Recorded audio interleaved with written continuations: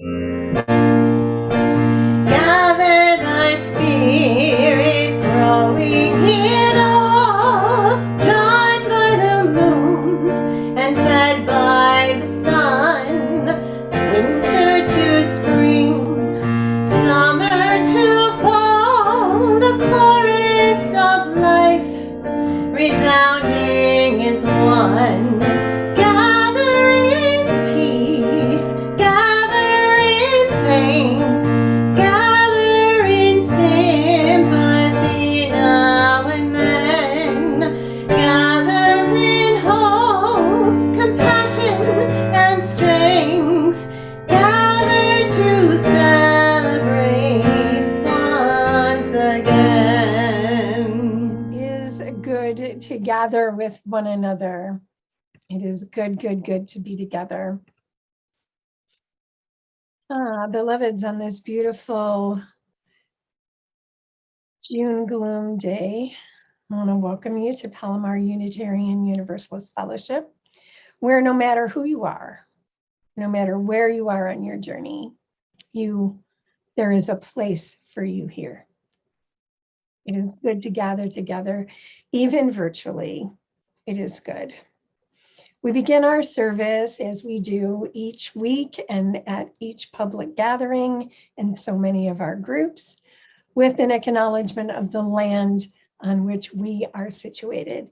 Palomar Fellowship and myself, 2 miles from the fellowship, are on the land of the Luiseño Nation and the Kumeyaay Nation. We light a red candle in recognition of this. And if you have a candle, I invite you to go ahead and light that candle along with us. We remember that this is not a performative act, but a transformative act, that we ourselves may be transformed by understanding the nature of the racial oppression and the colonization that has taken place on this land on Turtle Island, and that we might be more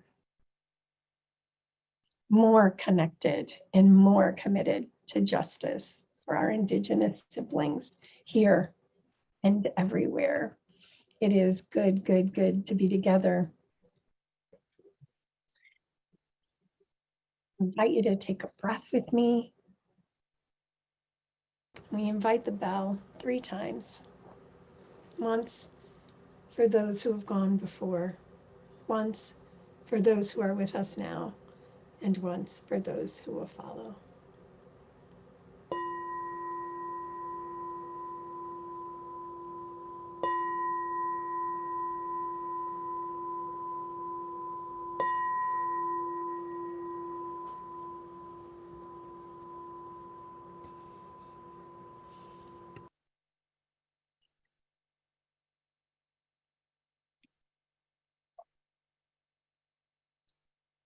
On this beautiful June day, the beginning of Pride Month, we acknowledge the beauty all around us. I call you into worship this morning with words by Mary Oliver. Such singing in the wild branches. It was spring, and I finally heard him among the first leaves, and then I saw him clutching the limb in an island of shade with his red-brown feathers all trim and neat for the new year. It was spring, and I finally heard him among the first leaves. Then I saw him clutching the limb in an island of shade with his red-brown feathers all trim and neat for the new year.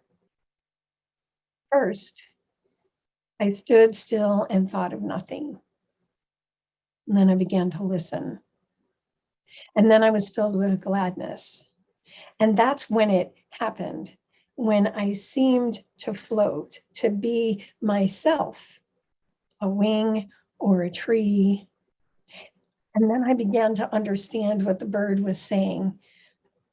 And the sands in the glass stopped for a pure white moment while gravity sprinkled upward like rain, rising. And in fact, it became difficult to tell just what it was that was singing. It was the thrush for sure, but it seemed not a single thrush, but himself and all his brothers, and also the trees around them, as well as the gliding long-tailed clouds in the perfectly blue sky. All of them were singing. And of course, yes, so it seemed, so was I. Such soft and solemn and perfect music doesn't last for more than a few moments. It is one of those magical places wise people like to talk about. One of the things they say about it that is true is that once you've been there, you're there forever.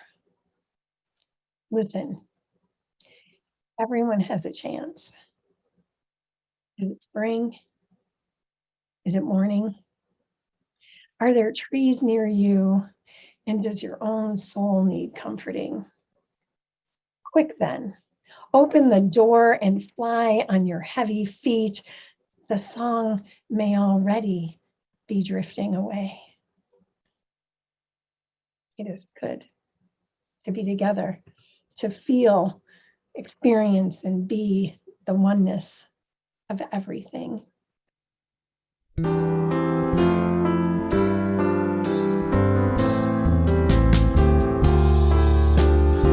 Far beyond the grasp of hands, or light to meet the eye, past the reaches of the mind. There find the key to nature's harmony, in an architecture so entwined. Like the birds whose patterns grace the sky and carry all who join in love expanding,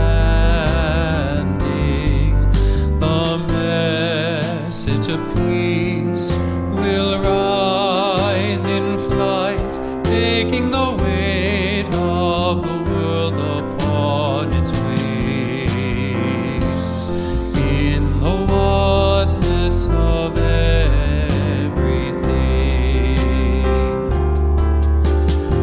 Peace is in the dance of trees, who stir before the first breath of wind is yet perceived. Trust in the song becoming one with the dance, and all mysteries can be believed. Songs of lives long past that touch our own are written in the earth ever giving, and now to maintain the harmony gives to us all lives worth living, for the oneness of everything. Still we seek to find a truth that we might understand and reduce to terms defined.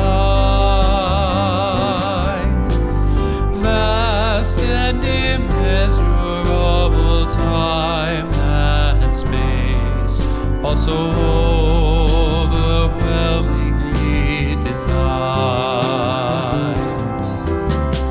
Oh, passing years, just might I know the faith that winters in the heart to be reborn in spring, to hear and to to feel the pulse of life enters my soul as a song to sing of the oneness of everything.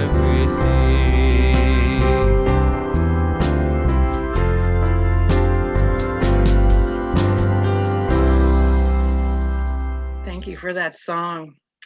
We invite you to have a chalice with you as to light along with us as we light our chalice.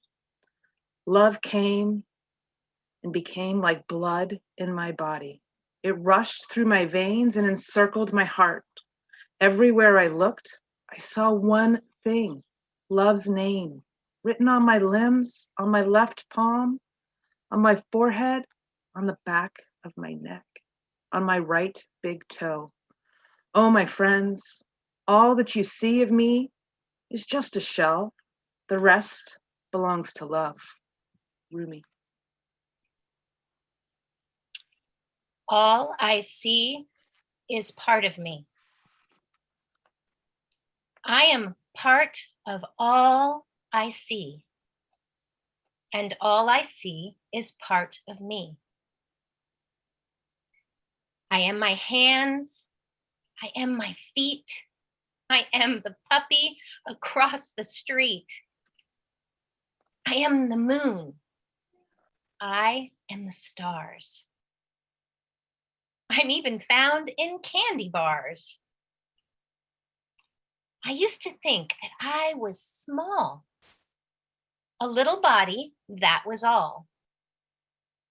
But then one day I asked the sun, "Who are you?" He beamed, "We are one." But Mr. Sun, how is this true? I am not me. Are you not you? He smiled. You might ask Sister Star. She too is part of who you are. And so I waited till the night when darkness let me see her light. Sister Star, how can it be that I am you and you are me? She glowed. You are larger than you know. You are every place there is to go. You have a body, this is true, but look at what's inside of you. I closed my eyes to see within. I saw a light. It made me grin. It reminded me of Sister Star. She said, that light is who you are.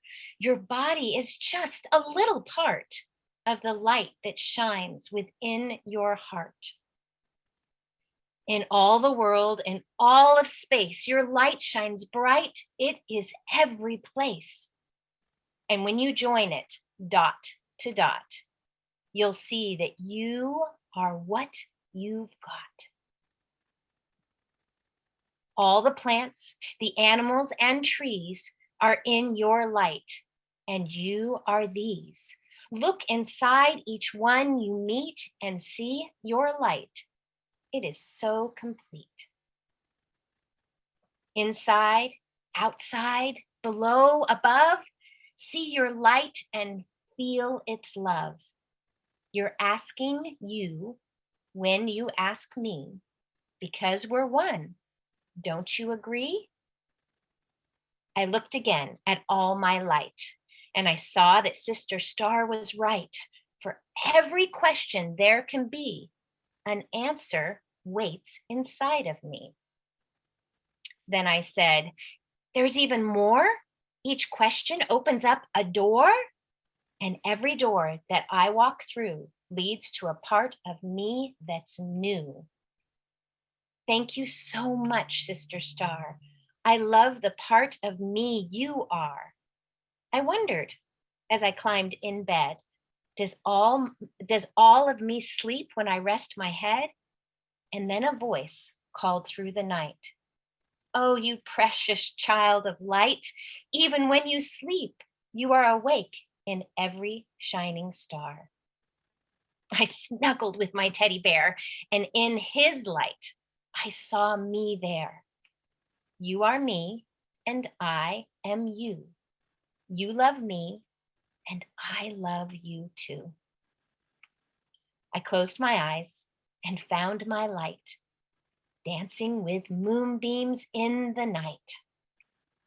I said a prayer I know was heard, 'cause all I am hears every word.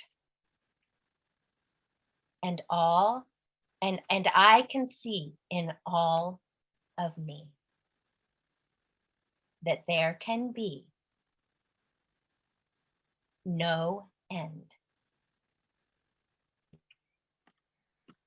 Thank you for that story, Kathleen. Loved it. Here's our congregational covenant. In mutual love and grace, we journey together, grounded in a profound respect for diversity of beliefs and ideas, sustained by service and shared ministry, enriched through collective spiritual deepening, and a safe environment for all generations to thrive. Please join me. Together, we are more than we would ever be alone. Therefore, we promise to welcome and include everyone, to listen carefully and speak kindly, to help and share what we have with the community. Thus do we covenant with each other. We gather each week to affirm this community. Part of this affirmation is acknowledging that all that we share with one another, our time, our talents, our resources. We live our values by sharing half of the undesignated collection with a local nonprofit organization. This quarter, the plate share goes to lived experiences. If you are currently in a position to give or continue making your pledge payments, there are several ways that you can do that, even in the midst of shelter in place. You can write a check to mail it to our office, work with your own financial institution to set up an auto payment, or pay through our database. Or it is very easy to donate through text to give, and you can see the instructions on the screen. Thank you.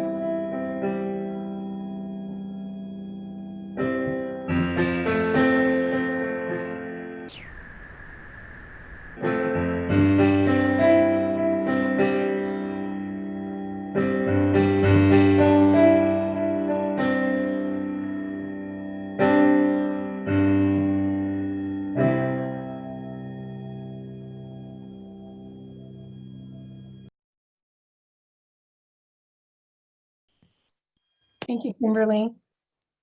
Thank you, Christina and Kathleen. Oh, and thank you to Adrian and Dylan and for all who are bringing our service to us today. I'd like to invite you to breathe with me. Wherever you are, sitting on the couch, lying on the couch, standing up, going for a walk, wherever you are. And just notice your breath. As we pause at this point in our service to center in, to ground, to connect, just notice the rhythm of your natural breath as it flows in and out, or if you'd like, you can deepen your breath, whatever feels comfortable for you at this time. And just allow the breath to bring you into this present moment. Struck in the story, which is truly, really and truly one of my favorite stories. It's right up there with Harold and the Purple Crayon. But that story is where I live and breathe, which we'll hear about in a little bit. What I'd like to do is invite you to allow the breath to bring you into that place in your body that you know of as your center. Breathing in. Beloved, do you believe that you are a light? That you have a light? Sometimes it feels as if our lights are shining brightly, and other times our lights feel dim, right? Sometimes we come with lights that flicker, lights of brightness and then dimness, and we bring it all. And we stop and share in this moment through the miracle of this technology of Zoom, knowing that even if we can't like physically see each other, well, we can't see you, you can see us, you can't see each other, that we're connected across space and time. And that's what I want us to remember in this time together. So go ahead and deepen your breath. Move your body if you'd like. And I invite you to be in touch with what it is that you bring with you today. Is your light bright? Is your light dim? And it's okay if it is. Do you have a joy? Do you have a sorrow? I invite you to go ahead and put that into the chat, and then we can see that and have that witnessed. We come today, as I mentioned, celebrating Pride Month, which should be every month of the year, every day, every month of the year. Look for activities, and we'll post also, we'll support our North County LGBT Center in any ways that we can. There'll be activities throughout the month. I encourage you to engage in that. And so that's a light that we can share fullness of who we are in community. And this morning, the death of her beloved doctor who died at 49 years old. And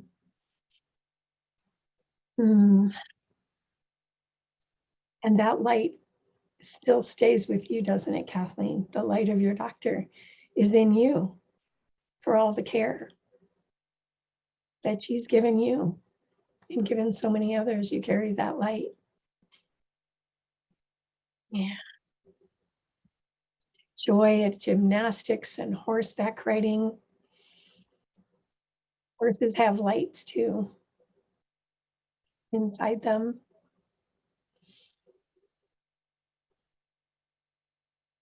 Pausing to acknowledge all that is in, through, and among us.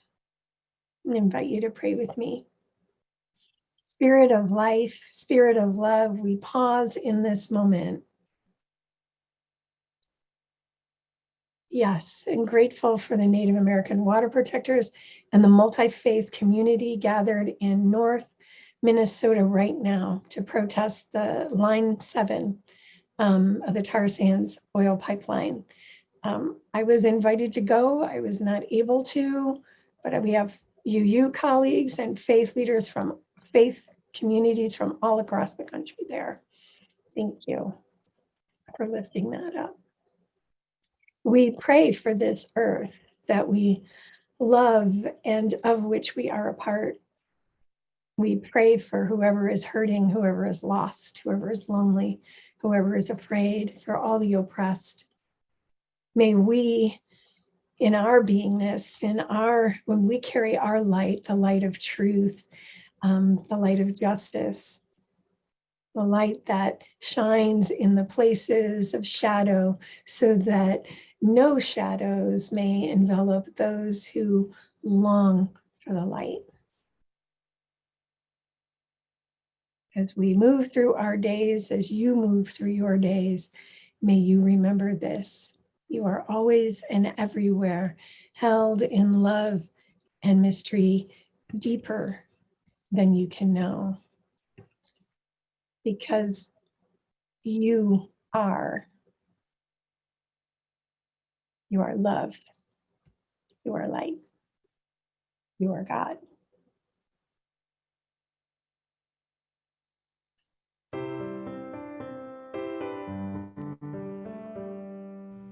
You are the wind that dances through the heavens. You are the breath in me. You are the sun that morning brings to darkness. The dawn comes silently.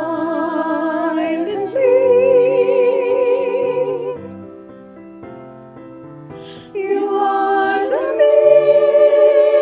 mystery, ooh, but you fill all of me. You are the one, you are the one who made me. You are the one I love. You are gone. You are gone. You are gone. You are.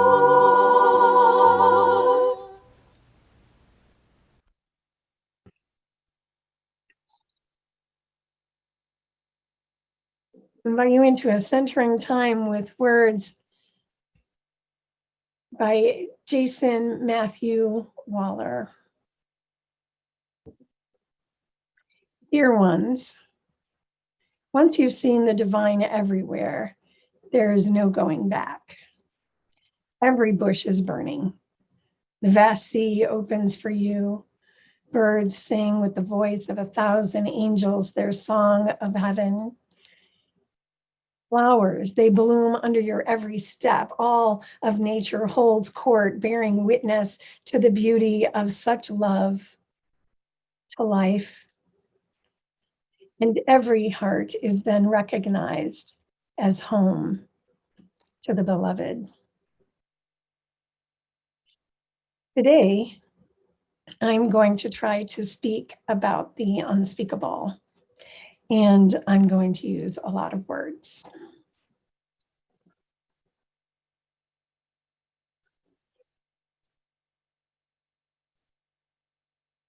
I'm going to be joined in a moment with folks. These experiences described by Rumi and Jason Matthew Waller, and the song the Divas sang of life and love, they invite us to unfold who and whose we are. An attempt to speak what is felt, and often beyond words. Poets tell us, dear ones, Love came and became like blood in my body. It rushed through my veins and encircled my heart. once you have seen the divine everywhere, You are the wind that dances through the heavens. You are the breath in me. You are the sun the morning brings to darkness. The dawn comes silently. Everywhere I looked, I saw one thing: love's name written on my limbs, on my left palm. There's no going back. Every bush is burning. You are the mystery, but you fill all of me. The vast sea opens for you. You are the one. Birds sing with the voice of 1,000 angels their song of heaven. You are the one.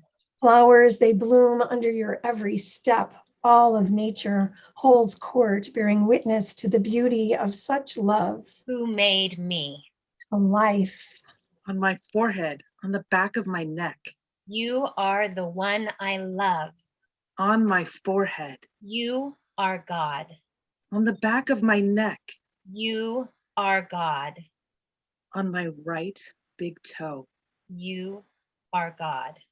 Oh, my friends, all that you see of me is just a shell.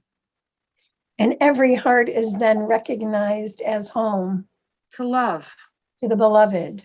You are.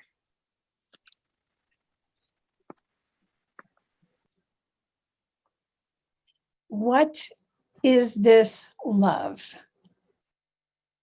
This beloved, this one, this oneness, this God that the mystical poets reveal to us.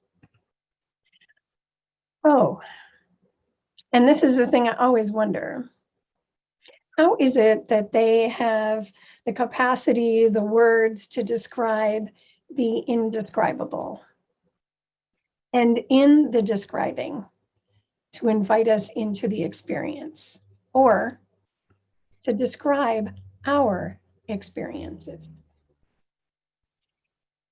I think if only I were a poet, if only I had their words to describe the experience of oneness and love and yearning connectedness, to use Virginia Ramey Mollencott's evocative phrase, that I live in and move with.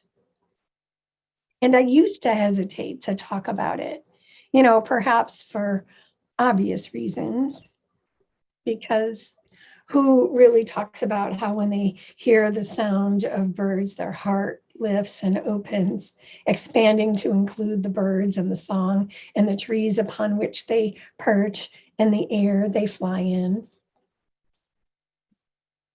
Who talks about that? You talk about that? Yes. Well, Mary Oliver writes about it. Who talks about how when they see the gently waving leaves of a tree, they feel the shimmering inside of them as well. And how about that feeling of a breeze on your face that is the breath of love? Who talks about looking at cats or rats or pigs or bugs or the sky or a Zoom room full of people and then just dissolves into one, into love, into all that is? Who talks about that?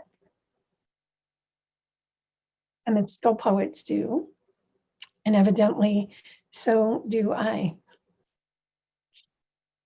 These readings, these poems, this sermon has been one that has lived in me, that I have found myself returning to over and over, and so bring it to you again today. Large mice, sorry. Yes. Well, they all have their light. And these mystical poets, I count on them for their wisdom, for their words that seem so sacred and so personal. For me, this is the moreness that I speak about, the oneness, our interconnectedness, our interdependence. Rumi and Waller and Hafiz and Mary Oliver and Wendell Berry and Alice Walker and Virginia Stafford and so many folks, they do it outright. And the thing is, because embodied experience doesn't require words, we find that words diminish it. But what will we do without those poetic words? And yet, for many, for me, all that I've described is what causes me to act in the world. It is love. And you know what? I wonder why we don't have more words for love. There's eros and philia and agape. And you know, I love those words, but they don't quite encompass it all for me. I thought Rumi and Waller and the song the Divas sang might be heard together in that mashup so that we could think together about the all-encompassing oneness and merging with love. Shall we merge with love or talk about it? And even as we begin this enterprise, I'm reminded of Rumi's words elsewhere. Although I may try to describe love, when I experience it, I'm speechless. This is what mystical experience, that love is, and what it does to us. It leaves us speechless, gobsmacked. So what does it mean to talk about mysticism in the context of Unitarian Universalism? And how does the poetry of the mystics help us? And so what? Anyway, in some ways, Unitarian Universalism comes from mysticism.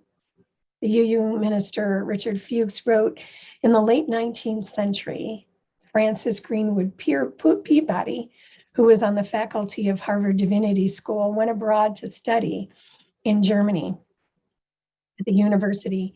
He was greeted by a then famous Professor Tholuck, who, when he learned that Peabody was a Unitarian and the son of a Unitarian minister, the faculty declared, "Oh, you are an American Unitarian. They are the true mystics." Think about that for a moment. Yeah, right? Think about that for a moment. Fuchs goes on, Professor Tholuck no doubt was referring to the pervasive influence that New England transcendentalism had upon Unitarian thought and leaders in America. Emerson, who'd been hailed as the first true American philosopher, advocated that kind of nature mysticism based on the writings of Hindu and Buddhist mystics. His concept of the oversoul is indistinguishable from the Hindu notion of the human soul, or Atman, being one with the divine soul of the universe, or Brahman. He talked about becoming a transparent eyeball to the currents of the universal being manifest in nature and in the human mind. Unitarian Universalism is grounded in a sense of connection each to each. I would say that somewhere along the way, some threads dropped mystery and miracle and mysticism in favor of an empiricism that, while valuable, is limiting, in my humble opinion. So a return to mysticism. That seventh principle affirms the interdependent web of all existence of which we are a part. And think of it in terms of our reading of our story. Thank you for sharing the story with us, Kathleen. I mean, speaking of interdependence, being ourselves connected to everything, and such that the light and love is within all of us.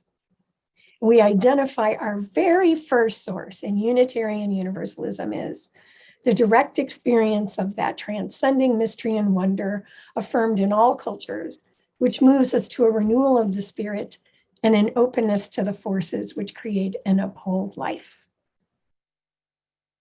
This is what mysticism is: direct experience of that transcending mystery and wonder. And it is indeed found in all of the world's cultures, all of the world's religions, and in science, when it is humbly encountering the limits of the current knowable. And that experience is often described as love, or oneness, or the sacred, the divine, the holy, the mystery, and yes, beloved, and God. Once you've seen the divine everywhere, there is no going back. Every bush is burning. The holy is everywhere, in everything that ever was and ever will be. The vast sea opens for you. Birds sing with the voice of 1,000 angels, their song of heaven. Flowers, they bloom under your every step. All of nature holds court, bearing witness to the beauty of such love to life. There is then an expansion of the self. And then what do you do with that? From the point of view of experience, it was a mystical experience. When I first mashed up that poem years ago, it was transcendent as I took in the words of the poem of Rumi and Waller, so meaningful to me, and to combine them with the song was exhilarating as a new creation was born that enhanced and enlarged the threads that were woven together. As I read and reread the words and felt them in my body, I was elevated, and truly the birds in my yard sang to me, and the breeze through the door caressed me. You are the wind that dances through the heavens. You are the breath in me. You are the sun the morning brings to darkness. The dawn comes silently. You are the mystery, but you fill all of me. There are some that think of mysticism as irrational or disconnected from reality or supernatural. But in this interconnected, interdependent world, we are learning that we are not separate at all. I had mystical experiences of love as a child in Mass. It's true. In my room, looking outside the tree, out my window at the tree.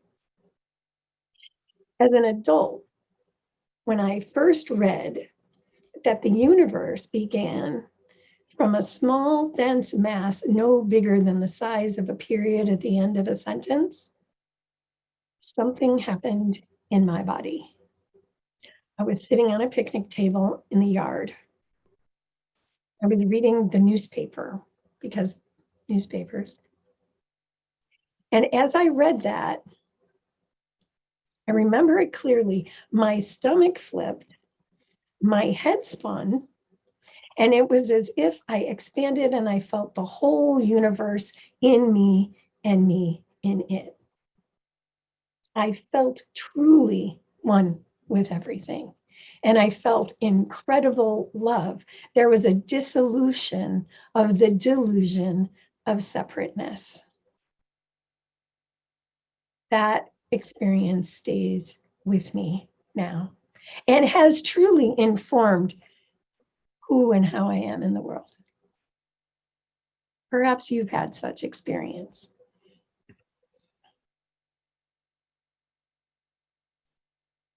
If you have, let me know. 6 years ago, just last week, I had spent a couple of delightful hours with friends reading poems about love. I read the Rumi poem you heard Christina read at the chalice lighting, and as part of the mashup. We were gathered in this room for the philosopher's tea, and people had poems and readings, and I read Love Came and became like blood in my body and rushed through my veins and encircled my heart. Everywhere I looked, I saw one thing: love's name written on my limbs, on my left palm, on my forehead, on the back of my neck, on my right big toe. Oh, my friends, all that you see of me is just a shell, and the rest belongs to love. I left my friend's home and headed to my car. It was a Friday, and we were going to gather at the fellowship, the board and myself, to rehearse the congregational meeting, to kind of run through it. So I was walking and holding my iPad, digging in my purse for my keys, and I likely tripped, but don't remember, because the next thing I knew, I was lying on the ground and my arm was stretched out in front of me and my hand was pointed in an angle that it should not have been, with a bone sticking out. Indeed, both the bones, the ulna and the radius, were snapped in half with one of the bone fragments protruding out. My friends were beckoned by my cries for help. They ran to me, lifting me up as I held my hand up so it wouldn't flop around. As they sped to the hospital, the protruding bone slipped back, depositing bone fragments on my pants. I realized this is very graphic. But the words of Rumi came to me. Everywhere I looked, I saw love's name written. Whether it was a shock or the realization as I looked at that bone fragment, having read Rumi's words, all that you see of me is just a shell. The rest belongs to love. It was that love that carried me through the months and even years of recovery that happened. Oneness. I feel that when I see pictures of the cosmos, hear a dove coo, or look at you. All that lives is pulsing with this life, this love. Eros is the one I feel most connected to and says it. The desire that coaxes life into being, the moreness that connects us, and the mystery that holds us. This is the most natural thing. Whatever you choose to call it, when you experience it, it is exquisite. And the thing is, we can't make it happen. It comes. What we can is we can prepare ourselves. We can be mindful. We can pay attention to what's around us. We can dispose ourselves. But it kind of sometimes has its way with us. Alice Walker in The Color Purple wrote, "My first step from the old white man was trees, then air, then birds, and then other people. And then one day when I was sitting quiet and feeling like a motherless child, which I was, it come to me, that feeling of being part of everything, not separate at all. And I knew if I cut a tree, my arm would bleed. And I laughed and I cried and I run all over the house. I knew just what it was. In fact, when it happened, you can't miss it." Rumi wrote, "Your task," okay, here we go. Rumi wrote, "Your task is not to seek for love, but merely to seek and find all barriers within yourself that you have built against it." Rumi's beloved Shams of Tabrizi said, "Love is a world itself. Either you're in at the center or you're out yearning. Love is a world itself. Either you're in at the center or you're out yearning. When I'm separate, I'm yearning. When I'm living in the illusion of separateness. And what I can do is pay attention. And the more I pay attention, the more connected I feel to the earth and to life and to you and to love, until I'm just earth and cosmos and all life and you and love. And that is all there is. So what? I've spent time talking about experience that I've just said we can't make happen. Is mysticism about escaping reality, or as it is sometimes disparagingly put, navel gazing? Although I do have a sermon on navel gazing, which redeems the notion of gazing at our navel. And so maybe we'll reprise that one too.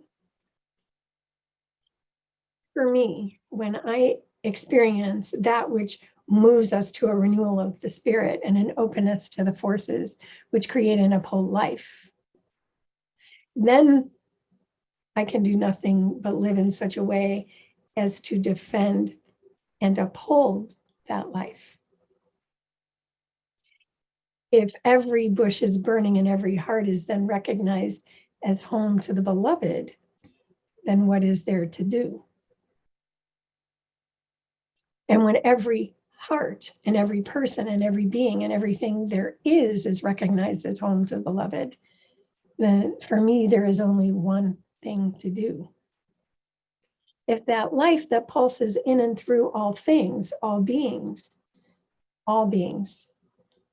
even ones with beady eyes and long tails,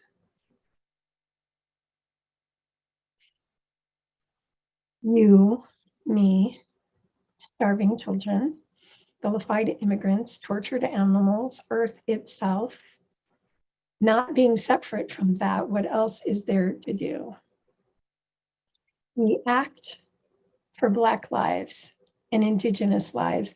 We stop dirty pipelines. We seek justice for immigrants. We stop the torture of animals. This is my motivation for the justice work that I do and to act politically to resist all that thwarts life. People have different motivations for their justice work. What's yours? Where is love in it? Love calls me to do that. Love calls me. I don't really have a choice in these matters anymore. Now, I guess I have a choice about what I do. But I don't have a choice about the feeling for the world, and sometimes dissolving, because dear ones, once you've seen the divine everywhere, there is no going back. So let us do what love calls us to do. There is incredible joy in this too, in this love.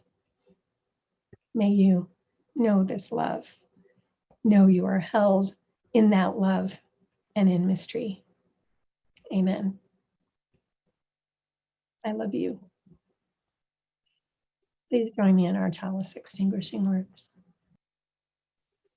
Although we extinguish this flame, we carry in our hearts the light of truth, the warmth of community, and the fire of commitment until we are together again.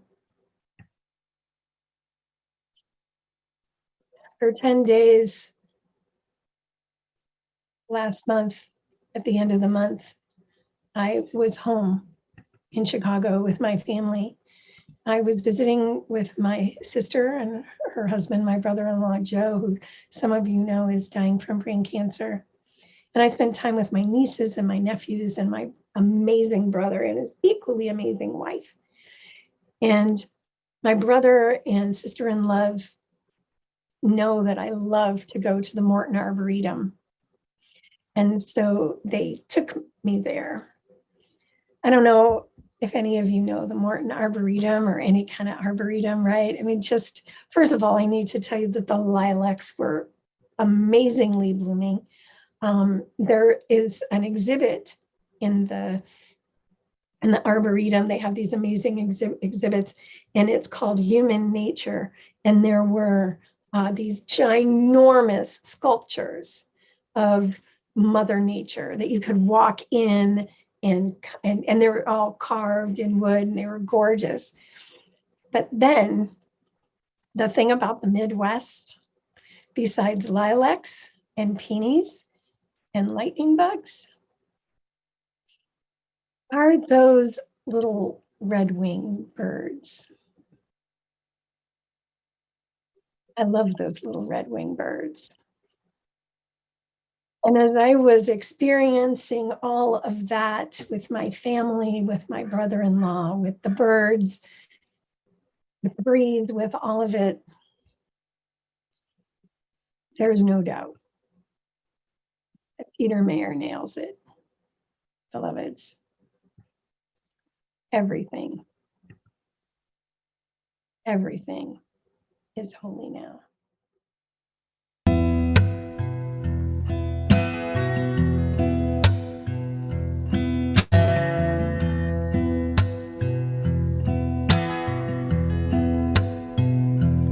When I was a boy, each week on Sunday we would go to church and pay attention to the priest. He would read the holy word and consecrate the holy bread, and everyone would kneel and bow. Today the only difference is everything is holy now. Everything is holy now.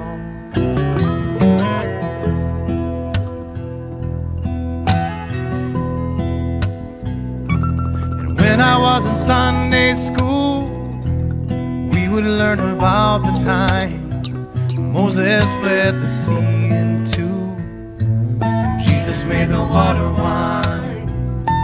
And I remember feeling sad, miracles don't happen still. But now I can't keep track, 'cause everything's a miracle.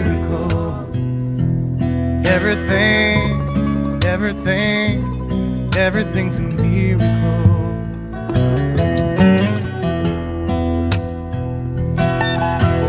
Wine from water is not so small, but an even better magic trick is that anything is here at all. So the challenging thing becomes not to look for miracles, but finding where there isn't one. When holy water was rare at best, it barely wet my fingertips. But now I have to hold my breath like I'm swimming in a sea of it. It used to be a world half there, heaven's second-rate hand-me-down. But I walk it with a reverent air, 'cause everything is holy now.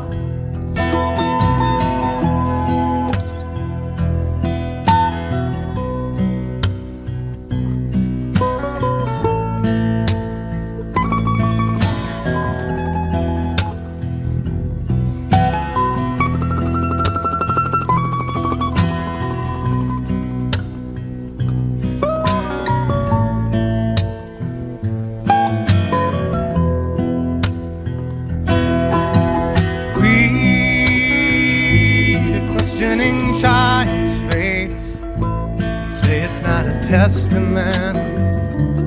That'd be very hard to say.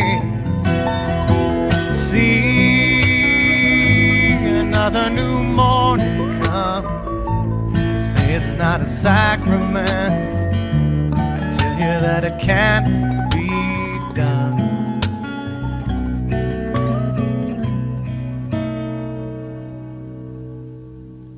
This morning outside I stood, I saw a little red-winged bird shining like a burning bush and singing like a scripture verse. It made me want to bow my head. I remember when church let out, how things have changed since then. Everything is holy now. It used to be a world half there, heaven's second-rate hand-me-down. but I walk it with a reverent air, 'cause everything is holy now.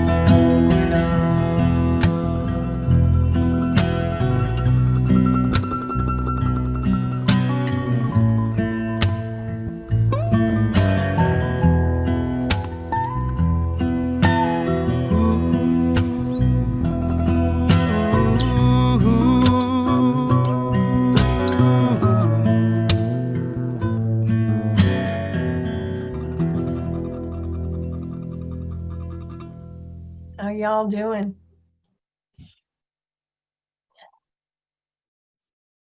Yeah. How many of you feel moved to tears by that song? Yes. Wow. The first time I heard Peter Mayer do it, it was at Chalice UU. Oh, I was a blubbery mess. Yes. Well, beloveds, glad that we could share this morning with you. This afternoon, again, well, you know what? I want to say, I love you. I want to remind you to go in peace, be makers of peace and justice. I invite the panelists to come off mute if you have anything that you'd like to say. I want to have a reminder of our congregational meeting next Sunday at 2:00, but you're going to get there at 1:30. And we're going to be letting people in, remember, and just making sure that you're all set.